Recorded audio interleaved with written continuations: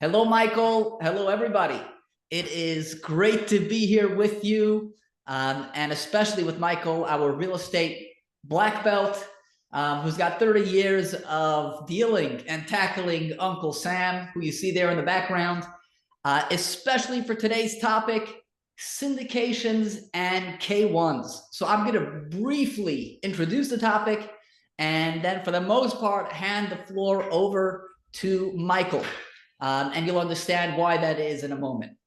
A syndication is, to a great extent, real estate investing on steroids. Whereas you, an individual, can take your funds and buy a property, and whatever that may be. You can buy a single family, a fourplex, an apartment building, and then you have to actually manage that. In a syndication is a pooling of resources and centralized management. So in a syndication, you pool money with many other investors, and you can buy a much larger asset, achieve much greater diversification, and you can have essentially a third party actually deal with all the headaches of landlording. So it's taking real estate investing and putting it on steroids, so it has all the complexities and advantages of typical real estate investing with a new layer of complexity and gotchas. So at its core, it's real estate investing, or else real estate investing taxation with some additional financial and tax wrinkles. So with that, we're going to pass it off to Michael to talk about the benefits, gotchas, and the execution. Michael, can you just lead off by telling us some of the benefits of syndications? Absolutely, although I don't have much to add to what you said about benefits. The greatest benefits of investing in syndications is your ability to be an investor with hands off. Other people are going to do all the legwork.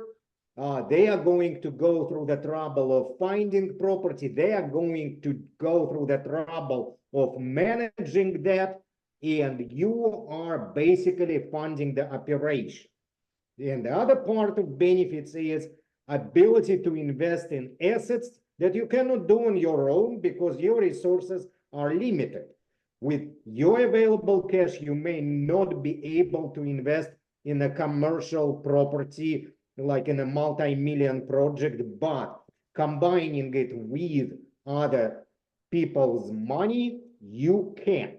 And the question about combining funds with other people brings a comparison with mutual funds. A lot of my clients ask, so syndication are just like mutual funds? Yes or no? The answer is yes and no.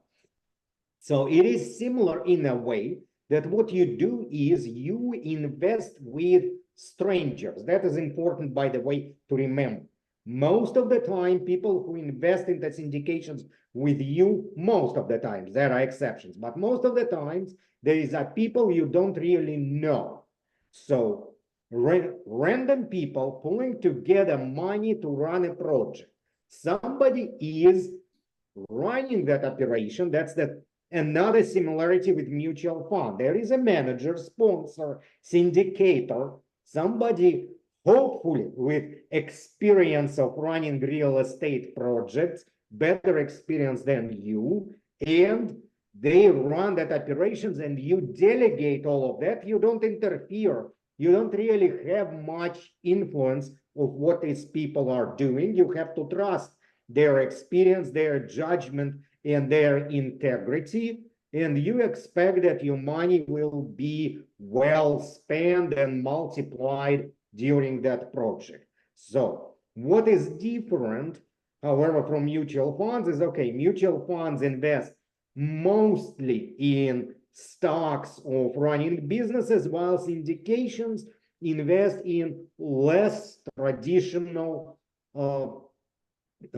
investments, and less traditional, of course, starts with real estate. The most typical syndications that we deal with is syndication where the sponsor who runs that syndication, the syndicator, finds an apartment building that has been neglected, that has deferred maintenance, has vacancies and all of those problems, then they add value by purchasing that property, rehabilitating that property, increasing rents, increasing occupancy, making it much more attractive property. And then when this is done and the property is in much better, much more valuable condition, they sell it in the process, sometimes doubling your money or even better, depending on how attractive that project is. Are there other types of syndications? Absolutely. Syndications are basically any type of investment where you join money with other people to run a project. What kind of project? Any type of project. So apartment complexes that we're going to talk about on this episode is just an example because it's very common, but absolutely not the only one. What are some other syndications, Bernard, that you have seen people are doing? It runs the gamut. So what there's within the real estate world, we can have self-storage, we can have car washes, we can have real estate debt investments. So we're actually, the syndication is lending money instead of acquiring the equity. So we can go outside the real estate world, but I think within the real estate world, if it's any type of real estate asset or investment or approach you've ever encountered that you can do as an individual, I've seen it as a syndication. Syndication just provides operations of scale and provides access to bigger and larger transactions, and it runs the gamut. If you can imagine it, it's being done. And then we go to the next second part of our episode is gotchas. Gotchas is unfortunately something where I have to be a fun spoiler and tell you that what I have seen from a lot of promoters of syndications is touting the extensive tax benefits of investing in syndications. Now, those tax benefits vary widely, just as much as the underlying syndication. Because if we are talking about syndication that invests in oil and gas projects, they operate tax-wise completely differently from investing into a value-add apartment complex. But as I promised, we're only using apartment complexes as an example. Many presentations will tell you, okay, you can buy that and you have depreciation, and we can dial up this depreciation by doing cost segregation with this property, which creates a lot of losses, which we put on Form K1, and that K1 lets you use that loss on your personal return and reduce your taxes, which sounds extremely attractive to the very people who are interested in syndications, who are what? Professionals with high income are highly interested in that. The medical professionals, engineering professionals, and all other people who have high-paying W-2 jobs and looking for ways to reduce their huge tax burden caused by their high earnings. So this is who those syndications are often marketed to, and having losses through K1 sounds like tremendous advantage to doing that, besides advantages that Bernard and I already discussed. The problem with that is that for all of these syndications, the losses that the syndicator is talking about fall into the category of passive losses. Several episodes ago, we talked a lot about those problems. We discussed that when we had a special episode on tax situations for landlords. So that was just a few episodes ago. Like, if I remember correctly, it was episode 14, and we are on 18 right now. So we talked about that. And we back then said is if your income is high enough as a family, and what he considers to be high enough for a family, it's not really that high, right? 150 for a family of two is considered high by Uncle Sam. And at that point, how much can K1 loss save you? Zero. You can't. If both of you have W-2 jobs, then you cannot do that. Those K1 losses this year will be useless to you. So that promise may come out empty. And then people say, oh, wait a second, you said one of you. So the other one who doesn't have a W-2 job can qualify as a real estate professional, which we also had an episode about. Guess what? That real estate professional status, even if you are able to qualify for that, will not really help you with syndications. Why? Number one is because you cannot qualify as a real estate professional if all you are doing is K1 passive syndication investments. You will have to have your own direct owned real estate and spend a lot of hours there to qualify, or be a realtor, or be a wholesaler, generate that status from something else. There is no way that K1s by themselves can open that door for you. Can you use an STR loophole if syndication somehow invests in short-term rentals? No, first, I don't really come across syndications that do invest in short-term rentals. Second is their short-term rental loophole will not apply to you for the reasons, again, that we're not going to have time to discuss. But just remember that those promises will most likely not be applicable to many high-earning passive investors. So syndicator says, but look at my tax return, how much I'm saving. Yes, but you are running that syndication. You're in completely different scenario. This is your full-time real estate job, so to speak, to run the syndication. It's not the same as passive investor who gave you money, which most of you guys will be in that position, giving money to the syndicator and not doing anything. Okay, then losses from K1s are not for you. So does it mean that's a lie? You shouldn't invest in syndications? Absolutely not. You still should.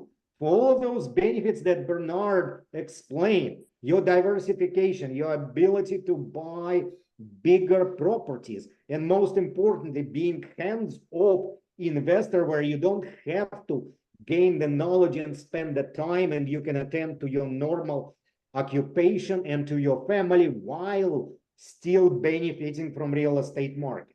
So there are compelling reasons to be in syndications. Just remember that the tax benefits that many syndicators tout to you and try to sell the investment based on the tax benefits is often not there to do. And it gets worse, because when that apartment complex 5 years later is sold, what you're going to do is you're going to be stuck with your portion of the capital gain on that apartment, and this guy is going to come and ask for his share related to that capital gain.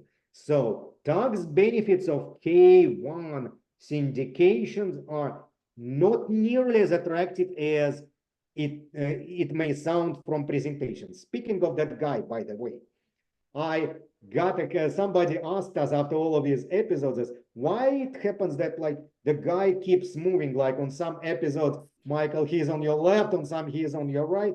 Well, I didn't plan it particularly to do that, but it happens, I guess, because he wants you to stay on your toes. He doesn't know from which side he's getting you, which applies to this syndication episode perfectly. Like, you don't know where those taxes necessarily come from. So the question is, oh, you just mentioned when you sell the property, you are stuck with huge capital gain tax.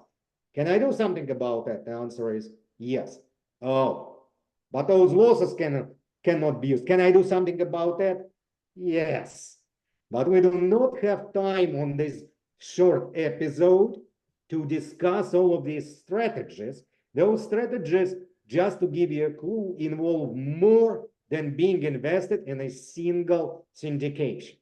So in order to utilize that strategy, you need to either be investing in multiple syndications, staggering them time-wise, or different types of syndications, or have investments other than syndications like your direct owned real estate. There are all kinds of situations, all kinds of tax plans that we tax professionals would be happy to discuss with you, but it is not something where I can give you a generic rule and saying, oh, there is a magic book that solves all of these problems. Now, Bernard, what I want you to comment on right now is add to mine is on execution part. Okay, so that last part of our explanation. Go ahead. Yeah, let's do this. I would like to just provide a brief definition at the risk of being redundant. We keep referencing K1. So we've defined the syndication. Let's just define K1. A K1 is the form that is issued to investors in a syndication. Being that a syndication involves many investors, the syndication files its own tax return. So that's one tax return for the entire syndication. Typically, it's going to be a Form 1065. It's a partnership for tax purposes. So you as a limited partner, you as an investor in the syndication, don't file a tax return for the syndication. It actually does its own tax return, which is wonderful. You don't have to be busy with doing the taxes. However, your portion of the syndication's income and loss will be reported to you by the syndication on what's called a Form K1. So every investor will get a K1, and the K1 is a tax form that summarizes the tax impact of the syndication to you. You give that to your tax accountant, and then they will use that to do your portion of the tax reporting on your personal tax return. That being said, what is the execution? So there's the tax side of the execution, which we just touched upon, which is really before you get involved. You want to understand what the tax implications will be to you. Once you are involved, it's relatively straightforward. Take your K1, give it to your accountant, and maybe talk to your accountant and your tax professional about how you can manage and get the best tax outcome. But the key portion of this is actually going to be the financial due diligence. And really with everything investment related, the taxes are important, but the most important is the financial side of it. When you hand money over to a syndicator, to a great extent, the greatest benefit is that you get to take a back seat. The greatest risk is that you're in the back seat. Once you hand that money over, if you are dealing with a sponsor that has experience, has expertise, and is honest, that's almost the best position you can be in. It's a very envious position to be in. You get a lot of upside with expert management. However, if your syndicator is lacking any one of those traits, you are in a very unenviable position. You need them to be honest, and you need them to be expert, which is what you need all your professionals to be. Because once you've handed the money over, you are no longer in control. And they have that money, and they're going to manage that asset for the long term. So the most important thing is vet your sponsor.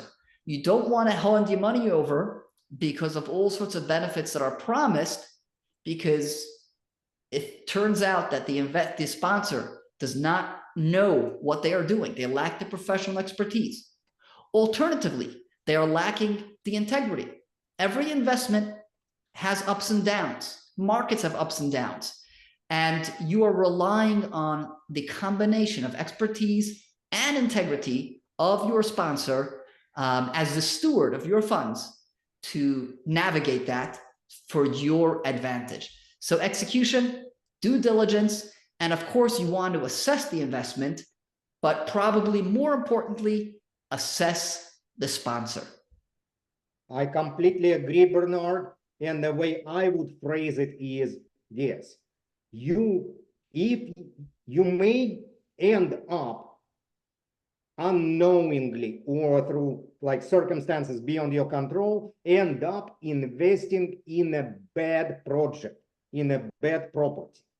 But if your sponsor is one that has experience and integrity, many times or most of the times they can turn that project around and still protect your investment, protect your money, and give you a return on your investment. But even if your property is perfect, if the project itself sounds like a great investment, but the sponsor is either incompetent or dishonest, you have a high risk of losing your money, which, remember, in syndications is not insured, not guaranteed. The only backing for your money is the property itself. And if something goes wrong, getting your money back could be a problem. So I cannot agree more with what Bernard was talking about, the paramount importance of doing your due diligence on the project, but more importantly, on the people who run that operation. And on that, I believe we can close our syndication episode and look forward to the next one, which will be about dealing with our beloved uncle, Uncle Sam. We will talk about the controversial and sometimes frightening topic of IRS audits. Thank you, Bernard. Thank you, everybody who listened to us. See you in the next episode. Thank you, Michael. Thank you all. Looking forward to the next one in the series. See you there.